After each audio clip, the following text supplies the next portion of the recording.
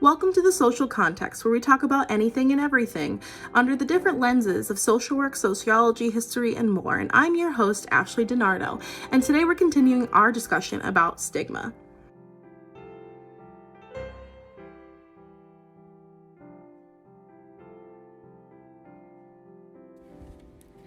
In this part, we're just going to explore the truth about concurrent disorders and what those are, the power of language, which we will continue to talk about throughout this program, stigma and discrimination as barriers to recovery.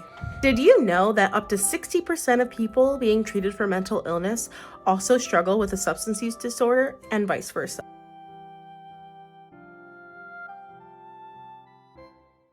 Did you know that mental illness and substance use disorder used to be treated separately, and people were often told they had to deal with one before they could deal with the other one? Today, best practices indicate a more holistic approach where both conditions should be treated simultaneously.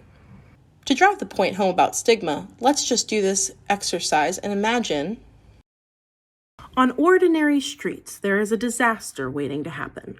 There is a group of people among us who pose a threat to their neighbors and indeed to the whole community. Too often, their potentially dangerous behavior is ignored until it is too late. The public is angry about the alarming number of incidents in which blondes injure or kill innocent people. Hardly a day goes by without news of a murder or attack by a blonde, leading many to question why they are allowed to live freely in the community. Even if, as some critics claim, it's only a small minority causing the problem, it's not always possible to know which blondes are dangerous. We must put the rights of the community first and keep blondes in secure but humane institutions for their own good as well as ours.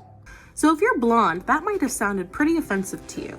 And if you're not, imagine you did think that about blonde people and what you might feel or think every time you cross paths with someone who was blonde.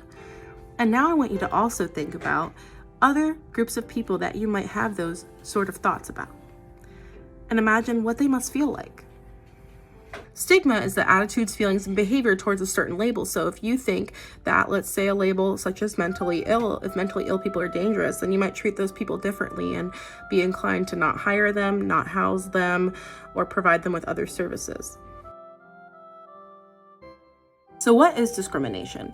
Well, discrimination occurs when there is an unjust treatment of certain types of people based on maybe their color of their skin, how old they are, if they're male or female, or if they have mental illness or substance use disorder, and it violates their human rights.